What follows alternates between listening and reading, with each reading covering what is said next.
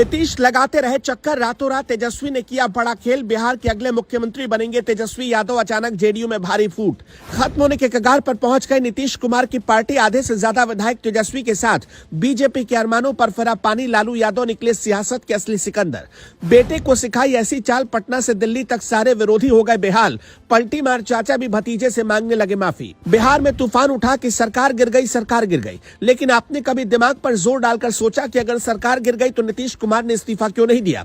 हम बताते हैं। अच्छे से समझने के लिए पूरी रिपोर्ट आखिर तक देखिएगा, लेकिन उससे पहले जरा एक सच्चाई सुन लीजिए। कभी अमित शाह ने कहा था नीतीश कुमार के लिए भाजपा के दरवाजे हमेशा हमेशा के लिए बंद हो चुके हैं, जिसके जवाब में नीतीश कुमार ने कहा था कि मोदी और अमित शाह की बातों को 5 पैसा वैल्यू देने की जरूरत नहीं है। लेकिन 2 साल बाद अब दोनों अपनी कही बातों को भूलते नजर आ रहे हैं, क्योंकि सिर्फ इन्हें कुर्सी चाहिए और कुर्सी के लिए पब्लिक की भावनाओं से कैसे खेलना है ये नीतीश कुमार को बहुत अच्छे से आता है।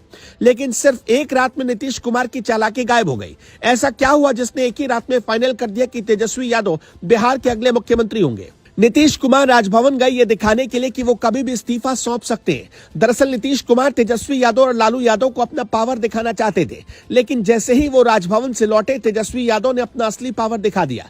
खबर है कि जेडीयू के 24 विधायक आरजेडी और तेजस्वी यादव के संपर्क में है। इनमें गोपाल मंडल जैसे नेता शामिल है। विधानसभा में जेडीयू के 45 विधायक है और अगर इनमें से 24 टूटकर आरजेडी के खेमे में चले गए तो विधायकों की सदस्यता बच सकती है। इस बीच लालू यादव ने जीतन राम मांझी के बेटे को तोड़ दिया और डिप्टी सीएम बनाने का ऑफर दे दिया। लालू प्रसाद यादव और तेजस्वी यादव कैसे सरकार बनाने जा रहे हैं, जरा इसे आंकड़ों से समझेंगे तो आसानी होगी। बिहार में सबसे बड़ी पार्टी आरजेडी ही है। विधानसभा में दलगत स्थिति को देखेंगे तो आपको भी पता चलेगा कि सरकार बनाने के लिए सबसे पहली दावेदारी ठोकने का हक आरजेडी का बनता है। बिहार में आरजेडी के पास कुल 79 सीटें। बिहार में बीजेपी दूसरे नंबर की पार्टी और उसके पास कुल 78 सीटें। जेडीयू के पास कुल 45 सीटें और वो तीसरे नंबर की पार्टी है। कांग्रेस के पास बिहार में 19 सीटें हैं और लेफ्ट के पास कुल 16 सीटें हैं।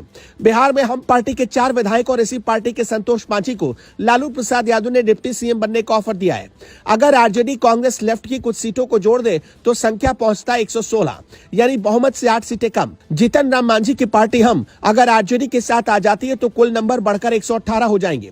अगर जेडीयू से कुछ विधायक पाला बदलते हैं और आरजेडी की तरफ जाते हैं तो काम आसान हो जाएगा। ओवैसी की पार्टी के एक विधायक ने समर्थन दिया तो आंकड़ा 119 पहुंच जाएगा। जेडीयू के विधायकों के पाला बदलते ही 2 स्थितियां पैदा होंगी। या तो आधे से ज्यादा विधायकों के आरजेडी में आने की हालत में उनकी सदस्यता बची रहेगी या फिर विधायकों की सदस्यता चली जाएगी। ऐसी हालत में सदन के भीतर वोटिंग के नंबर्स गिरेंगे और आरजेडी आसानी से बाजी मार ले जाएगी। बस इसी फॉर्मूले पर तेजस्वी यादव ने सारा गेम प्लान सेट कर दिया है और तय कर दिया कि बिहार का अगला मुख्यमंत्री वही बनेंगे। आपको क्या लगता है? कॉमेंट सेक्शन में हमें जरूर बताइएगा।